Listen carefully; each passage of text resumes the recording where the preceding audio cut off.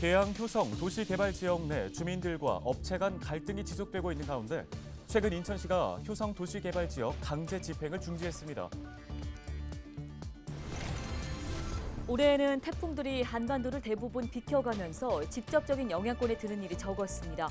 하지만 10월에 태풍 발생 가능성이 아직 남아있는 만큼 지난 통계를 통해 가능성 짚어봤습니다. 서울과 경기 등 수도권의 청약자 수가 급격하게 늘고 있습니다. 반면 비수도권은 지역별 격차가 뚜렷하게 나타나고 있는데요. 그 이유를 짚어봤습니다. 인천시가 규련역 앞 탄약고 이전 사업을 본격화하기로 하고 6억 원의 예산을 들여 2025년 상반기까지 구체적인 실행 방안 마련을 위한 용역에 착수합니다.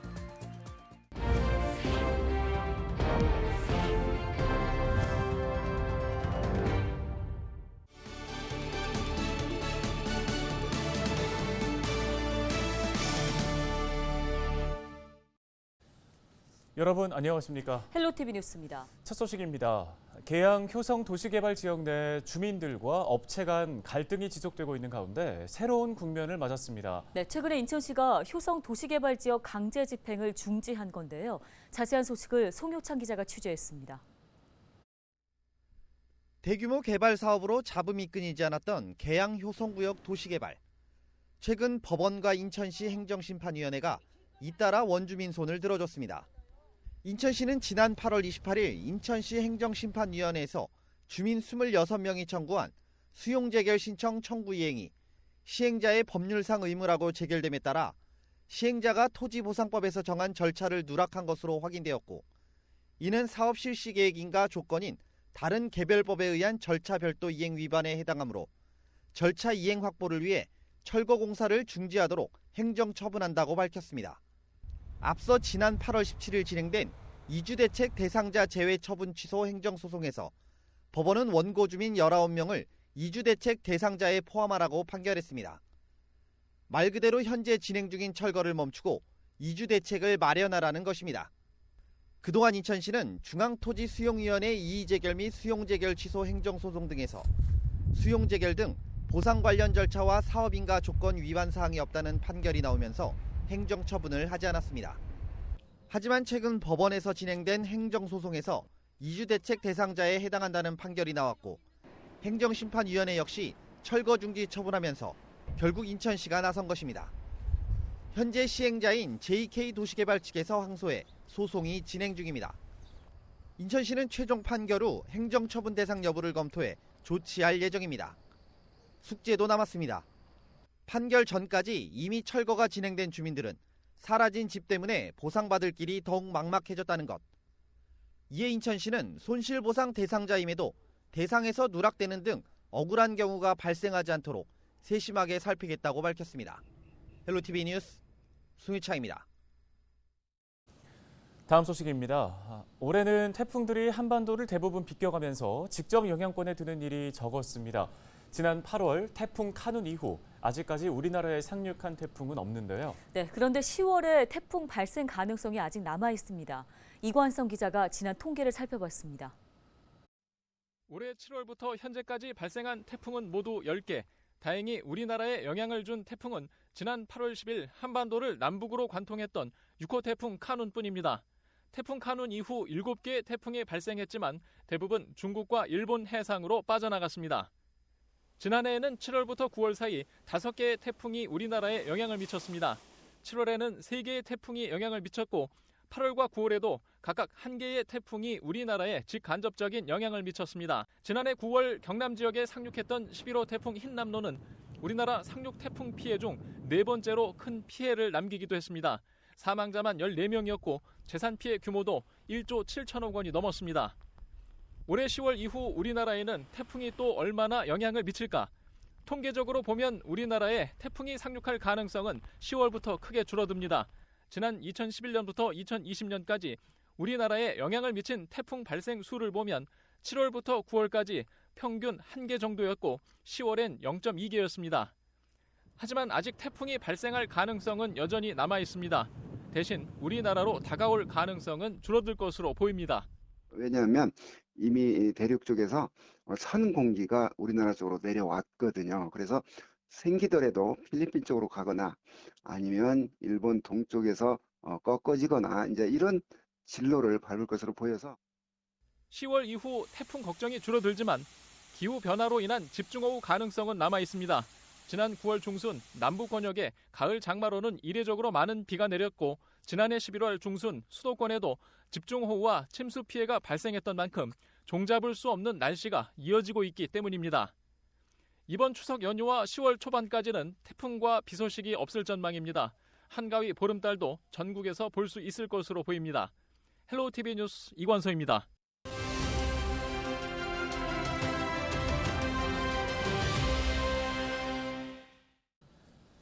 서울과 경기 등 수도권의 청약자 수가 급격하게 늘어났다고 합니다. 반면에 비수도권은 지역별 격차가 뚜렷한 상황인데요. 네, 관련 이야기 건국대학교 미래지식교육원 하정민 겸임교수 전화 연결해서 들어보겠습니다.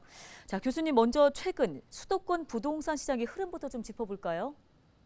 지금 수도권 부동산 시장 흐름은 전셋값이 굉장히 많이 상승을 하고 있고 매매가도 많이 올라가고 있습니다. 그래서 뭐 8주째 거의 상승세를 보이고 있다라고 좀 말씀을 드릴 수가 있겠고요. 지금 수도권 지역 같은 경우에는 특히나 인천이나 뭐 송도라든지 경기권, 화성 위주로 회복세가 좀 뚜렷합니다. 뭐 강남이나 인기 지역 같은 경우에는 이전에도 오름세가 좀 지속이 했었고 또한 입주 물량이라든지 이런 부분도 소화가 굉장히 잘 되고 있는 비교적 굉장히 많이 회복세랑 안정권에 들어선 모습을 조금 보이고 있다라고 말씀드릴 수가 있겠습니다. 네, 그러면 수도권의 청약자 수가 급격하게 늘어나고 있는 원인은 무엇일까요? 현재 지금 기존에는 미달이었던 지역들도 분양권이라든지 청약에 대한 관심이 더욱더 뜨거워졌다라고 말씀드릴 수가 있겠고요. 그 이유는 지금 부동산 시장이 약간 뭐 살아난다, 그리고 바닥에 조짐을 보이고 있다라는 분위기를 타서 또 이런 청약이라든지 분양 시장이 굉장히 활발하다라고 볼 수가 있겠습니다. 특히나 가장 인기가 있는 것들은 분양가 상한제에 걸렸던 단지들이 이제 주변 시세보다 싸다라는 장점이 있고요. 특히나 30, 40대들이 청약 시장에 굉장히 많이 좀 몰리고 있습니다. 왜냐하면 향후 2, 3년을 좀 봤을 때예요. 신규 공급이 조금 어려울 것으로 예상되기도 하고요. 구축 아파트와 신축 아파트의 인프라가 잘 되어 있는 아파트들의 가격 격차 또한 벌어지는 상황을 좀 보면서 향후에 이제 건설 원가라든지 뭐 물가 상승률을 계산했을 때 현재 시점에서 분양과 청약이 나쁘지 않다라고 좀 판단이 되는 것 같습니다. 그렇기 때문에 지금 뭐 미분양이라든지 그리고 청약 시장, 뭐 분양 시장 모두 다 흐름이 나쁘지는 않다라고 말씀을 드릴 수가 있겠는데요. 이 와중에도 이제 수도권 지역 같은 경우는 괜찮지만 지방 분양 시장 같은 경우에는 아직 이제 온기가 오르고 있지 않다라고 좀 보여집니다. 그래서 지역별 약간의 옥석 가리기처럼 입지라든지 이런 부분의 차이는 조금 존재한다라고 말씀드릴 수가 있겠습니다.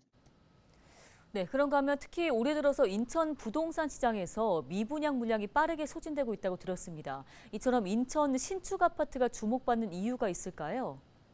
인천 지역 같은 경우가요. 항상 보면은 어, 이 송도라든지 청라 위주, 그리고 또 보게 되면은 계양구랑 이제 신도시와 이제 구도심의 차이가 굉장히 많이 격차가 있었습니다. 그런데 지금 인천 지역 같은 경우에는 외부 경기권 인근 지역에서 또 들어오는 인구 유입의 수도 굉장히 많다라고 좀 말씀을 드릴 수가 있겠고요. 아무래도 다른 지역보다는 아직까지는 조금 더 가격적인 메리트가 있다, 조금 더 저렴한 부분에 있기 때문에 뭐 지금 이제 기존보다는 뭐 전세가가 많이 오르고 회복됐다라고는 말씀드릴 수는 없겠지만요. 임대차 3법에 만기되는 그런 물건들이라든지 좀 지역을 봤을 때에는 신축 아파트, 기존의 경기권 구축에서부터 신축으로 이사 오는 수요가 조금 많습니다. 그렇기 때문에 지금 거래가 생각보다는 잘 되고 있다라고 좀 판단이 되는데요. 그치만 인천 지역 같은 경우가 향후 좀 봤을 때 어떤 호재도 존재하지만 공급량이 조금 많이 있기 때문에 여기를 이제 실거주 외에 너무 투자로 생각하고 바라보시는 건 좀 바람직하지 않다라고 말씀드리고 싶습니다. 네, 알겠습니다. 오늘 도움 말씀 여기까지 듣겠습니다. 건국대 미래지식교육원 하정민 겸임교수였습니다.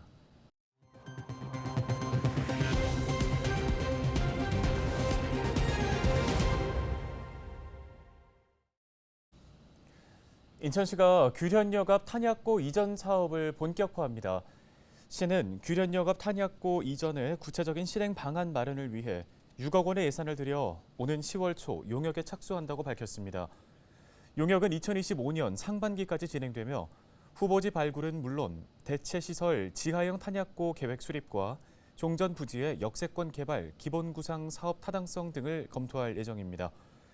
이와 함께 군부대와 군사시설 이전에 대한 국방부와의 공감대 형성을 위해 인천시 국방부 정책협력 전담팀을 구성해 구성도 병행할 계획입니다.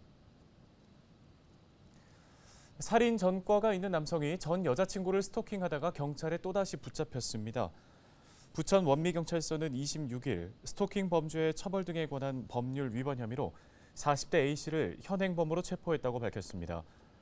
A씨는 지난 23일부터 사흘간 과거 교제했던 여성 B씨에게 수차례 연락하고 회사로 찾아가 위협하는 등 스토킹한 혐의를 받고 있습니다. 경찰 조사에서 A씨는 최근 피해 여성에게 이별을 통보받고 재차 전화했지만 받지를 않아 회사로 찾아가게 됐다고 진술했습니다. 지난 2008년 살인 혐의로 징역 12년을 선고받고 복역을 마친 A씨는 지난해 B씨와의 사생활이 담긴 영상을 불법 촬영한 뒤 이를 유포하겠다고 협박한 혐의로 징역 1년을 선고받은 전과가 있습니다. 인천시가 추석 연휴 기간인 오는 28일부터 10월 3일까지 비상진료체계를 가동합니다. 우선 연휴 기간 길병원과 인하대병원을 포함한 응급실 25곳을 24시간 운영해 응급 상황에 대비하기로 했습니다. 또 비응급 경증 환자 치료를 위해 지정일에 문을 여는 의료기관 1,029곳과 약국 616곳을 운영합니다. 응급 환자의 신속한 이송과 처치를 위해 닥터 헬기와 닥터 카를 지속 운영하고 취약 지역의 공공의료를 보장하기 위해 보건소 등 공공보건의료기관도 진료를 계속합니다. 추석 연휴 운영되는 비상진료기관과 약국은 인천시 누리집에서 확인할 수 있습니다. 부천시가 추석 연휴 기간 감염병 예방 방역 대책을 마련합니다. 이번 추석은 코로나19의 감염병 등급이 기존 2급에서 4급으로 변경되면서 일반 의료 체계로 전환된 이후 맞이하는 첫 번째 연휴로 부천시는 비상대책반을 운영하기로 했습니다. 이에 따라 수인성, 식품 매개 질환, 해외 유입 감염병 발생 신고 모니터링, 감염병 발생 시 역학 조사, 우선순위 대상자 PCR 검사 등을 실시합니다. 다만 부천 종합운동장 선별진료소에서는 만 60살 이상의 고령자나 의사소견에 따라 코로나19 의심 증상이 있는 사람, 감염 취약시설 종사자, 환자 등만 검사가 가능합니다. LG 헬로비전이 추석을 앞두고 부천시와 함께 식료품과 지원 물품 등을 담은 마음 나눔 꾸러미를 지역 소외 이웃들에게 전달했습니다. 이번에 만든 마음 나눔 꾸러미에는 부천 소상공인 생산품을 비롯해 간편 조리식품과 명절 음식 등이 담겨 있는데요. 전체 500만 원 상당의 지원 물품은 점자 전문 도서관인 해밀도서관을 통해 부천 지역 시각장애인과 취약계층 등을 포함해 100가정에 돌아갈 예정입니다. 부천시가 추석 연휴 시 승격 50주년을 맞아 기념한 행사들을 잇따라서 개최합니다. 다음 달 5일부터는 부천시 50주년 시민의 날 기념식을 시작으로 주말인 7일에는 지역 예술인 공연, 대중가수 무대로 꾸미는 시민 콘서트가 열리게 됩니다. 시민의 날 기념식 당일인 5일부터 3주 동안은 저녁 8시부터 밤 10시까지 부천시청과 잔디광장에서 미디어 아트쇼가 시간당 3차례씩 상영되는데요. 이번 미디어 아트쇼에서는 부천의 50년 문화사와 미래 100년의 방향을 다채로운 빛으로 표현한 미디어 파사드, 가로수길, 경관 빛 조형물 등이 공개될 예정입니다. 이와 함께 동호인들의 축제인 부천 생활문화 페스티벌 다락, 경기예고 등 부천 지역 학생들이 준비한 국악, 관악 공연인 부천 아트밸리 등도 다음 달 관객들 앞에 선보입니다. 지난 1973년 시로 승격된 부천시는 올해 50주년을 맞이했습니다. 김포 소방서가 지난 22일과 21일 추석 명절에 대비해서 화재 취약 시설을 점검했습니다. 김포 소방서는 관내 주거용 비닐하우스를 방문해 주택용 소방시설을 점검하고 주거인을 대상으로 화재 안전을 당부했습니다. 북변동 5일장 점포 관계인과 방문객을 대상으로는 안전 컨설팅 등을 진행했습니다.